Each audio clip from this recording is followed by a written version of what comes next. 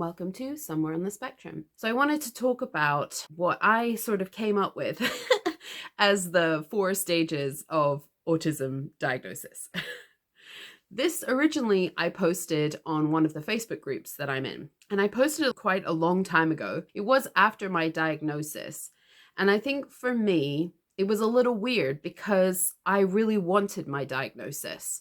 I was pretty sure that I was autistic. I didn't really have any questions about wasn't I? But I wanted the proof. I wanted the professional tick that yes, this is you. This is the answer. And so it was quite surprising to me then when I didn't feel better afterwards. I think I thought it was going to feel like the end of a journey. Now I have the paper, the answer, sorted, done. That's not how this works. So I want to read you my original post that was coming on the back of not a lot of great sleep. And then maybe we'll dig into it a little bit more. I feel like I'm in the 4th stage of autism diagnosis, like the stages of grief. Number 1. Joy. Yay, I really am different. I'm not crazy. I'm not bad, just different. Cool. Number 2. Anger. Are you kidding me? I have had to suffer all these years, and if I just known I could have had strategies and support, you abandoned me. Why didn't you see I was struggling? 3. Acceptance. Okay, this is me. I'm good. I'm different. I can cope if I plan and do things my way. If I accept stims and tools, I can manage better. It's cool. Number 4, dissatisfaction. Wait, this is me now?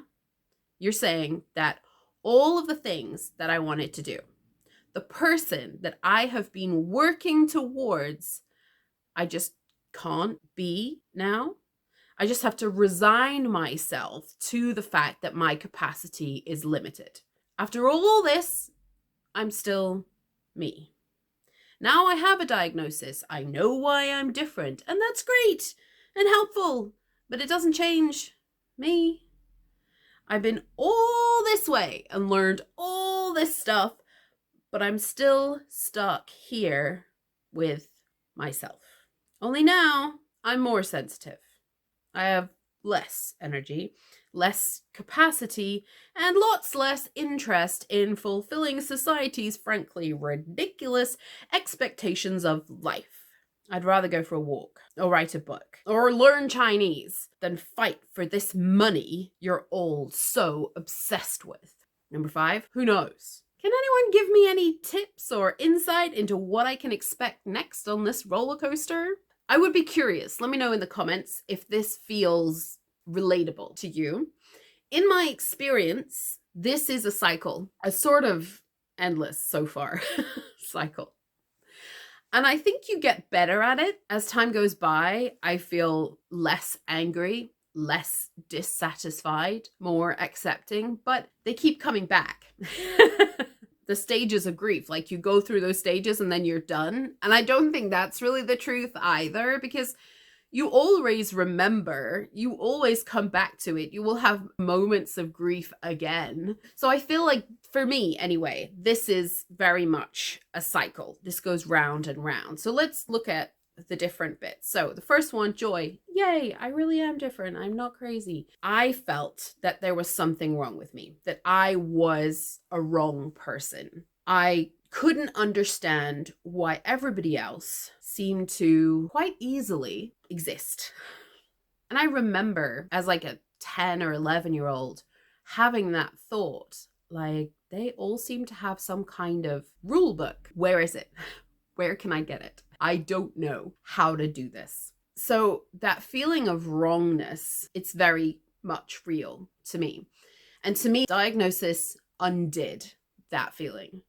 For me, diagnosis freed me from feeling like I was a wrong person, and instead put it into the context of your brain is different. You cannot expect to function the same way as everybody else, to understand what everybody else understands, because your brain is literally wired different. And that took off some of the pressure and some of the shame of not being able to keep pace with everybody else. So diagnosis really did feel quite joyful to me. Everybody's going to be different. But for me, I was very self-analytical. I've always been self-analytical, and I have worked very hard to improve myself because I saw myself as being inadequate and I should try and be more like other people. So I have worked very hard to improve myself, which is why it really ticks me off when people say, oh, this is just me. You just gotta accept me. No, why? You wouldn't accept me. I had to change myself. Why can't you change yourself? It's not that hard. It's very hard. But still, I did it. If I can do it, so can everybody else. So part of it is that acknowledgement that actually there was nothing wrong with me. And that gives a kind of peace that you can say, oh, I can ease off now. I can relax. Rather than aiming for neurotypicalness, I can aim for being the best version of myself. That's a good goal to have. The second one, anger. We get very angry. And the anger still comes back. And I feel for those people who were left behind, kicked out by parents, not accepted by the world in a much greater degree than me, that anger must be very great because it isn't fair. This world is simply not built for us. It's not. It's not built for anyone, unless you're rich and powerful, realistically. But it's certainly not built for us. But there was a place for us. You know, if you look back at Indigenous peoples, even at my country in the UK, if you go back far enough, there was a place for us. And that, to me, feels like it's been stolen. Not only that it's been stolen, but that this new world that has been created, it's not new now, obviously, it's been around a while. This world that's been created has no place for us. We have been erased. Like so many different communities of people in the world, we have also been erased. And that erasure means that we don't have anything supporting us and we are made to feel like we are the problem. And in fact, we are not the problem. We never were the problem. And so that feeling of trying to run to catch up, all of the hardship, all of the feeling of you're bad, you're inappropriate, you're wrong, all of those kind of things are exhausting. And once you get your diagnosis and you realize that you literally have a different brain, and that people could have supported you and they could have accepted you and society taught them not to, or they chose not to, inevitably that's going to make you angry. And depending on the level of hardship that you've had, that could make you extremely angry. And there are a lot of people with neurodiversity who have not survived or who have ended up in very, very dark situations, predominantly because of their neurodiversity. That's not okay. To me, it makes me empowered to do something. It's made me make these videos. It's made me want to make these videos because I don't want other people to feel the way that I did. But also I want to build a community for us. I want us to have places that are our places, that we can just be ourselves. So for me, that anger has been empowering. Try not to get stuck in it. It is very real. You actually do have to feel it. You've got to go through the anger. You can't try and push it down and make it disappear. It will not disappear. It is a righteous anger. You have to feel it. You have to. You have to write through it, walk through it, dance through it, sing through it, shout through it. Whatever it takes, you've got to let that anger work its way through your body because it's going to hurt you if you leave it in your body. If you continue to try and push it down, it's going to hurt you. So accept the anger. It is a righteous anger. You will move through it. It will come back and you'll have to go again, but it will get less and less over time. Number 3, acceptance. Okay, this is me. I'm good. Woohoo. It's hard. It's really hard. I think this goes with the number 4, the dissatisfaction. That's where the acceptance keeps kind of seesawing between the acceptance and the dissatisfaction. You know, some days you're totally accepting, oh, everything's fine. I'm autistic. Autistic people are cool. I'm so glad to be part of this community. And other days it's like, why? Why is this so hard? Why is this so difficult? I should just be able to just go into a coffee shop. I should just be able to just leave the house. I should just be able to just. So the acceptance is hard. I think the acceptance is also majorly hard because we have this idea in our heads of who we are and who we want to be. And this label of autistic doesn't fit. It's a label, it's a box. Society likes labels and boxes, and it's taught us to like labels and boxes. But when someone tries to force you into a box and that box doesn't look like you, then you're gonna recoil from that. But also, in society, we have created a particular picture of what autism looks like. This picture is based on Rain Man. It is also based on decades of research focusing on little white boys pushing trains around. And it is devoid of women and girls, people of color, people of gender diversity, of sexual diversity. It is devoid of indigenous cultures around the world, marginalized cultures, different cultures. Our idea, our story of autism doesn't include people from Indian backgrounds, Chinese backgrounds, African backgrounds, South American backgrounds. I'm trying to think of all of the continents here. India is not a continent, neither is China. Never mind, you get my point, right? It's missing. There are pieces missing from the research. My suspicion is that autism shows up differently in different cultures because of the general acceptance for people that some cultures have. There is more support. It looks different. You're more accepted for who you are. I don't know if that's true, but that's a guess that I have. Nonetheless, I suspect as well that our box of autism is too small. It is minute. It's very, very small. And a lot of us don't fit into that picture. But I suspect also that this concept of autism is way too simplified for the reality. There are so many different varieties of people in the world. It should not be surprising that there are also different varieties of autism. So the picture that we have in our head, or the people that we meet or see on TV, and we say, well, that's not me, so I can't be autistic. That's a little box that somebody's given you and said that box is autism. And then they've said, and now you can't be in it because you're not that. There are too many varieties, too many variations. So then instead I would say, meet neurodiverse people. Do you relate to them? Can you spot them? The radar is a thing. It doesn't take long. Once you start to be in your autism, you start to notice people. You gain a radar, or perhaps you turn on a radar that you always had. I don't know. You get a radar and you start to notice people. Why are you noticing them? If you don't relate to them, why are you noticing them? If you're in groups with autistic people, sure, you're not going to like everybody. Nobody likes everybody. You don't have to like everybody. Are you on more of a wavelength than you are with the general public? Do you feel more yourself with them? This idea of autism is just an idea. The research is predominantly done by people who are neurotypical.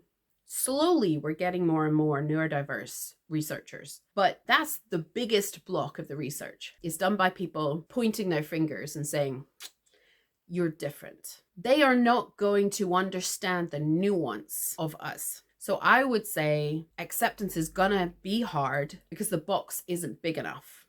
And it's too simple. Our understanding of autism right now is not neurotypical. If you're not neurotypical, then you're somewhere in that neurodiverse world. I suspect we're going to find it's a lot more complicated. Maybe there are different varieties. There are so many situations where there are other overlapping conditions that are impacting how that person's turned out, how their personality shows, if they have selective mutism, if they have other issues, if they have issues with trying to fit in and masking or no mask at all. A lot of that is your life experience, who your parents were, how accepted you were as a child. And it's going to keep evolving as we keep raising children to be more strongly empowered as autistic people. It's okay not to want to accept that label. It doesn't do anything or say anything about you as a person. You just be you. It's fine to just be you and be focused on investigating that. If you've had a diagnosis, then you're probably not neurotypical, because very few physicians will give you a diagnosis if they're not absolutely certain. Gaining a diagnosis is like a golden ticket. It is not what the media tells you everybody's getting diagnosed these days. It's not like that. They're not giving them away free. There is a diagnostic process that you have to go through. If you're diagnosed, you know that.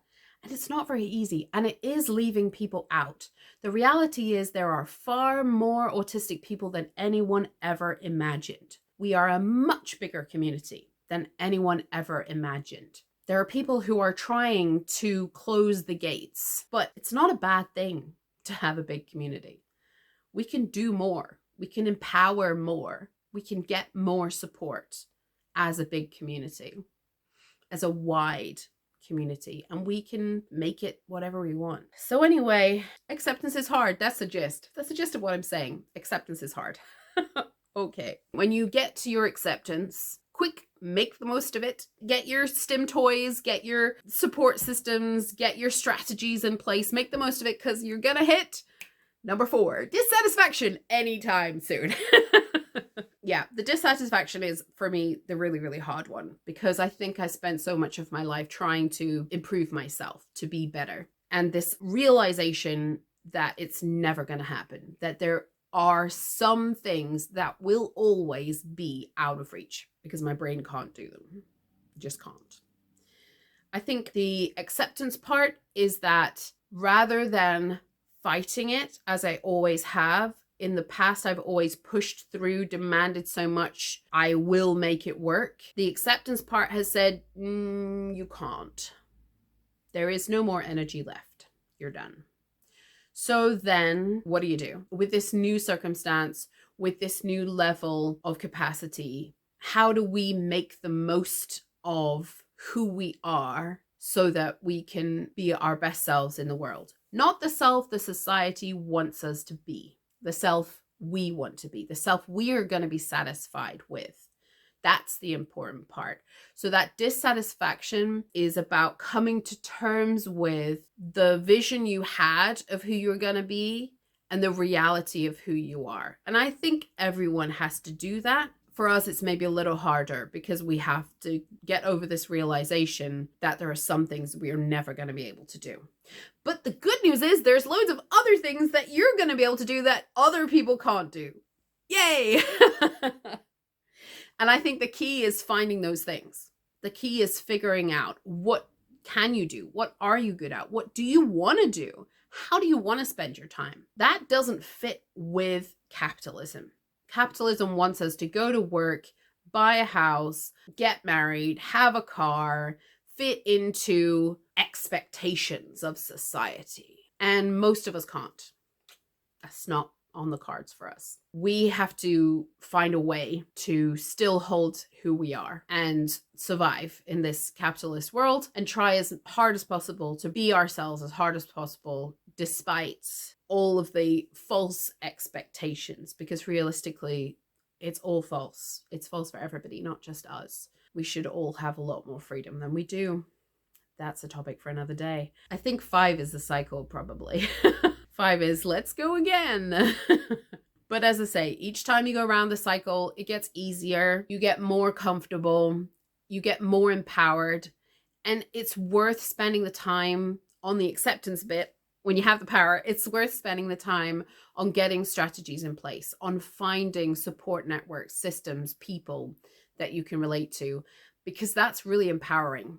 Getting to the point where you know that you can do things, that you have value, that you can be of use to the world, that you can bring beauty, joy, art into the world. It's really good. It's really good. I hope you found that useful. I will put the 4 stages of grief in the description, and I would really love to know if this resonates with anybody. If you have a 5 or a different order or something else that I've missed out, let me know, because probably it will resonate. Let me know. Okay. See you next time. Bye.